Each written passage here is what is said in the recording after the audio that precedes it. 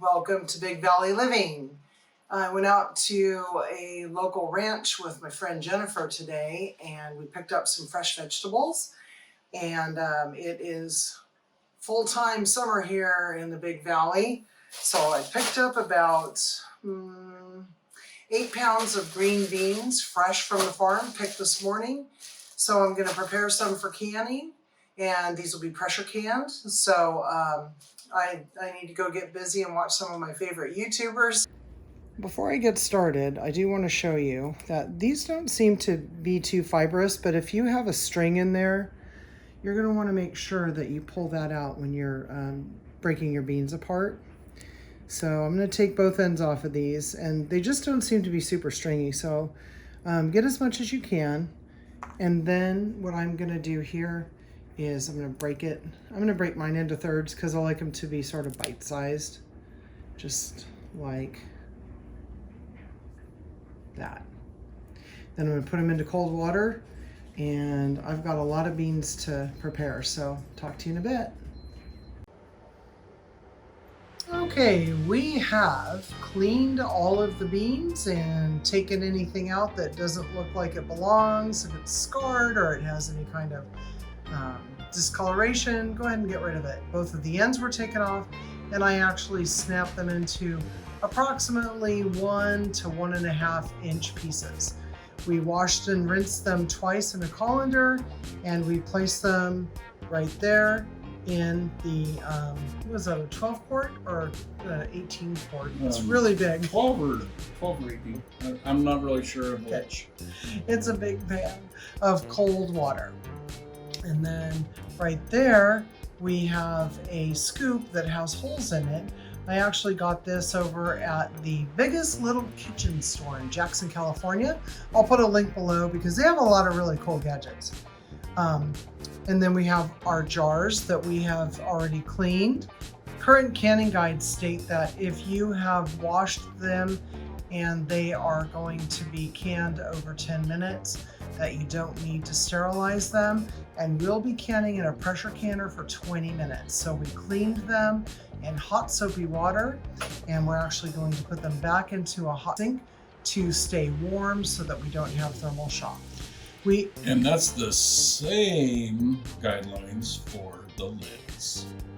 To wash in hot soapy water. That's right. Yes. So we've washed all of this.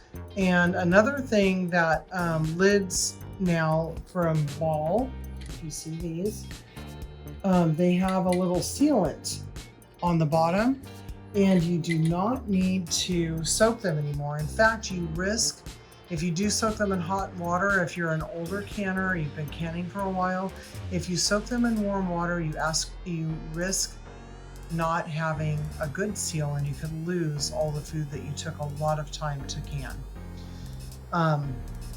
We have a jar lifter right here, and we use that to pull the jars out. We have our funnel, and I'm using a plastic. All these things are plastic and rubber because I really don't want to take a chance on thermal shock. And I also want to show you really quickly that this has a spring on it, and it really makes a big deal compared to the old-fashioned style. You can go to our canning basics video and see a lot of details about those things.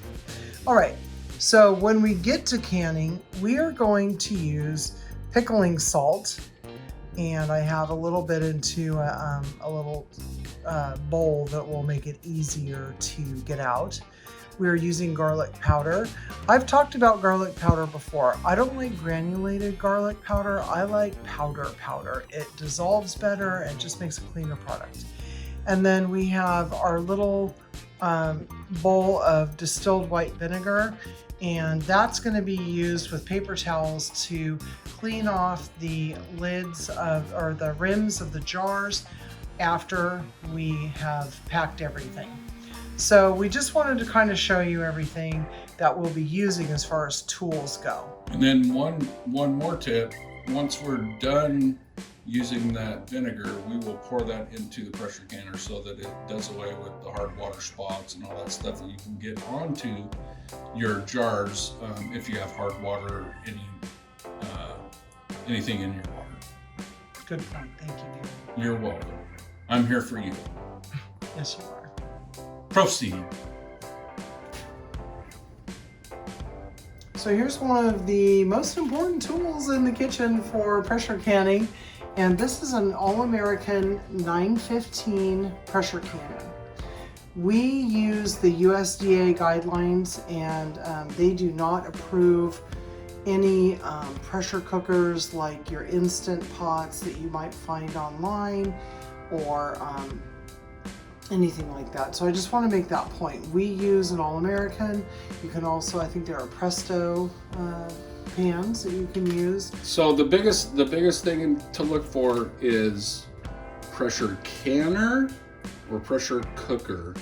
An instant pot is a pressure cooker. The All-American, the Presto, all of those things, they will be specified as a pressure canner. And if you have any questions, I'll put a link in the bottom of the description for the USDA guidelines, and they will guide you in the right direction. Also, you can use like the, ball canning book. But even if we find a recipe online or if we're, looking at YouTube, we always consult that guide for pressure cooking times and temperatures and everything else. So please consider doing that.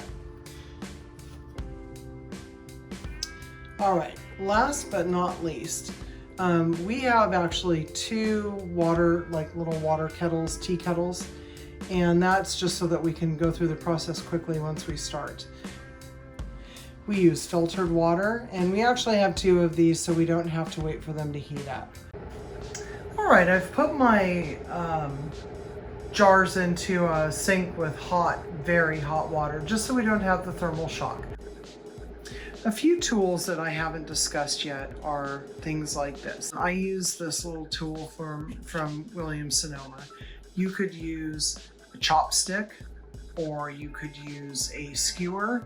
Just make sure that it's not metallic. You don't want to scratch the inside of your jar in any way. A couple of other very useful tools is this really neat lid rack. Okay, so once you have your lids clean and ready, you can use this rack. Again, my neighbor actually gave this to me. She was really sweet, my neighbor Dawn. Thanks, Dawn. Thank you, Dawn. And we have found it to be extremely useful because you don't need to soak your lids anymore. So this just keeps your lids clean. Make sure you clean it every time you're going to use it, and everything will be sterile, okay? And then another item that you're going to need is this magnetic tool. And all you do is, when we get in there, you'll see later, you can just pick that up like that without touching it with your fingers. So handy, okay? And I actually found one of these today when I was in Jackson, this very same lid holder over at the biggest little kitchen store in the world. It is such a cool store. I'll put a link in there. It doesn't matter where you live, they will ship to you. And it is the nicest family that owns this company. We have removed our jars. They're not too hot, but they're warm, from the hot water in the sink. Now, to make sure that we don't lose track of the spices that we've put into everything, we like to do this, okay? So what we're gonna do is we're gonna put a 1/4 teaspoon of salt into each jar. Now our canner holds 9 to 10 pints. Spices are not crazy expensive, so I'm gonna do 10 in case we have enough to do it. So right now what I'm doing is putting a 1/4 teaspoon of salt in each jar, in 10 jars, okay? Then we want to use garlic powder, and you are totally allowed to use dry spices to your taste.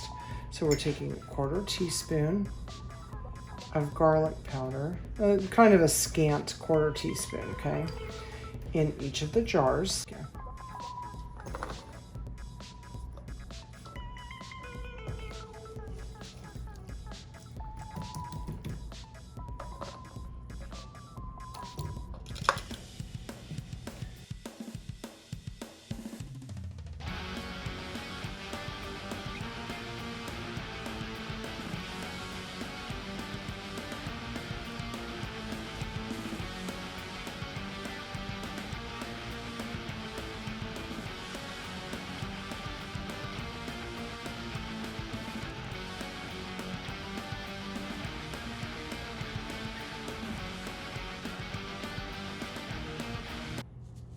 Okay, so now we have all of the beans at a 1-inch headspace. Again, that's that lip right there at the bottom, okay?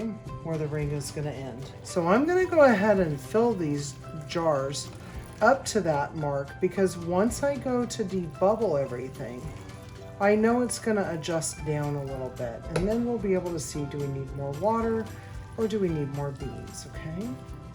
Look at that. It's just so much easier. You just watch that bottom ring and fill it right up to that edge. Now you can either choose to have this on your rim of your jar when you're debubbling. I find it easier to simply hold on to the jar. Make sure you go around all of the sides, because you do not want bubbles in there. It's going to process. Oh God, you guys, you can totally smell the spices. So we're going to go through and we're going to debubble everything, and then we're going to adjust as necessary.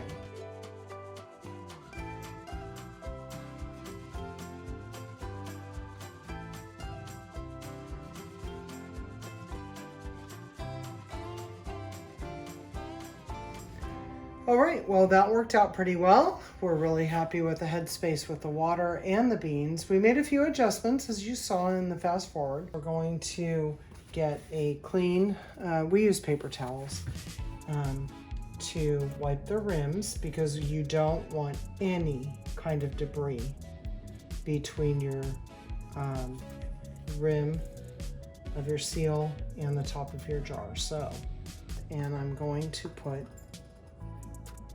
the lids on. So I'm going to go ahead and start over here at this end, because JJ, oops, don't press on that button. JJ is going to be putting that into the canner that's warming up. Now, you want to do this finger tight, okay? Once you can do that and it doesn't turn, you're fine. Don't try and wrench on it, because then you can get what's called siphoning. And siphoning is not good, because then you lose liquid from the food. Actually, you can get buckling, which is the lid buckles. You can get buckling where the lid buckles, okay? Need to see if I can get number 10 in there. We're not quite sure if we're going to be able to get 10 jars in there, but we went ahead and packed them. And if we can't, we'll dump it into a pan tonight, boil it up, steam it up, and we'll have fresh green beans. Another thing worth noting is that we had warm water in the canner, and that was just to reduce any kind of shock or anything. And we have found that if all the temperatures are similar with the jars and everything going into those, and then going into the canner after all of that, that we don't really get a lot of siphoning problems.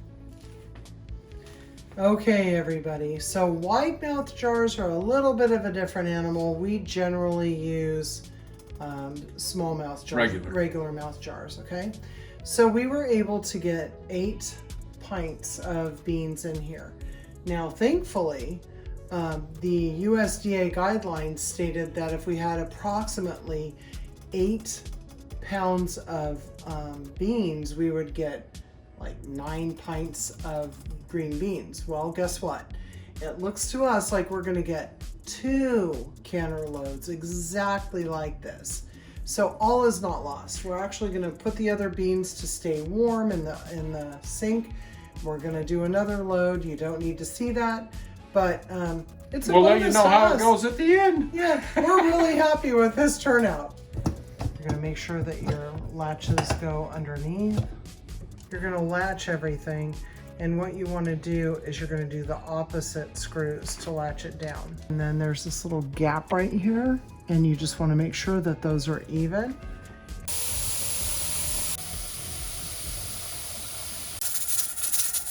Alrighty, so we are now officially rocking and rolling, and we're going to turn it down. We were at about 8.5 on our electric stove. We turned it down to 7, and at this point, what are we going to do? 20 minutes. That's where green beans are, 20 minutes, rock it and roll it. not too much. Just want that thing's going crazy, but you want it to stop like that right there. We're going to go ahead and give you this full minute so you can see, if you're a new canner, what you should expect. You want it to rock and roll like that, like, I don't know, 3-4 times a minute. And no more. No, yeah, I mean, you know, you try to gauge it. You don't want it rocking and rolling like that the whole minute. You want it to stop. That's the biggest thing. You want it to stop in there, rebuild a little bit, and then do it for a few seconds, and then slow down, and just like that. Oh, look at that. That's exactly what we're looking for. Do not go into another room. Do not go outside. You need to watch this, because if you lose pressure, you have to start all over again. And if you have too much pressure, you need to know to adjust it down. Okay? So it's very important, if you're doing this for the first time, to understand that you don't want it to overcook and you don't want it to undercook. That's what you want. So what we're going to do right now is we're going to set our timer for the 20 minutes for our time that we need to can. Okay, timer's going off. We've hit our 20 minutes and we hit the target, what do we want to call this? Pressure the whole time? Yes, that's pressure. Yes, pressure. Under pressure. So anyway, so now we're going to go ahead and turn off that timer. We turn off the stove altogether. And now we're just going to let it depressure. So we're going to let it go ahead, and that gauge is going to start going down as we depressure, and you have to be patient, like we said a minute ago. We'll be back, because it'll take probably 20 to 25 minutes for it to come off, and you can look to the left. This guy here will go down as we come off pressure, and once we get it down to near zero, then I'll give it like 5 minutes to really depressurize. Then I'll take the weighted gauge, and that will come off, and we'll give it a couple more minutes, and then we'll take the top off, and not necessarily take it off, but let it vent for another 5 minutes, and then we'll see what we're, where we're at and what we have. We let the pressure drop, and then we let them sit for about 10 minutes after the pressure dropped completely to zero. And then we lifted the lid and propped it on top and gave it another 15 minutes to settle down and adjust to the temperature of the room. And these are the 8 pints of beans that we put in the canner. So there's a little bit of liquid, of extra liquid down here at the bottom. That's actually going to change. The beans are going to settle, and it's not present in every can. So I have 2 cans here to show you, okay? Don't tip your cans, by the way, or your jars when they're hot, because that can compromise the seal. All of our jars have sealed. Actually, there were 6 were sealed when they came out of the canner, if I'm not mistaken. And then 2 more sealed the minute that they came out. We did put paper towels on top to just take the extra liquid off the top. We did not press on them, we just let it absorb it. But in the roughly 8 pounds of beans that we had, we actually ended up where we have 4 quarts and 2 pints left. And we're gonna go ahead and put those in tonight. You didn't need to see us can them up and everything. So those are in cooking, And what we're going to do when they come out, and we'll follow all the same processes, is we will let them sit for about 18 to 24 hours. So it's basically tomorrow night after we get off work. We will wash, we'll check the seals, and then we will remove the rings. Well, we'll remove the rings, wash the jars after checking the seals, and then we'll label them with a date. And I think it's pretty obvious what they are, but we may actually mark what the seasonings were in case we want to change that up. So we'll see you tomorrow when we finish this load, and thanks a lot for hanging out with us. Hey everybody, as you can see, we're done. So it's actually been a couple of weeks, and we've enjoyed a couple of pints of these. We are very pleased with the flavor profile, so we'll probably do the same flavor profile the next time that we can fresh green beans. And we'll probably do the same thing one more time for the end of the year, and that will stock our pantry with plenty of green beans for the two of us for a year. And thank you very much for joining us. If you like this video and you want to see more like it, please hit the like button. Subscribe to our channel. We would greatly appreciate that. And give green beans a go. If you've never canned anything before, green beans are a great place to start for pressure canning. That's all I got for today. thank you again for visiting Big Valley Living. See you later, everybody. Be kind.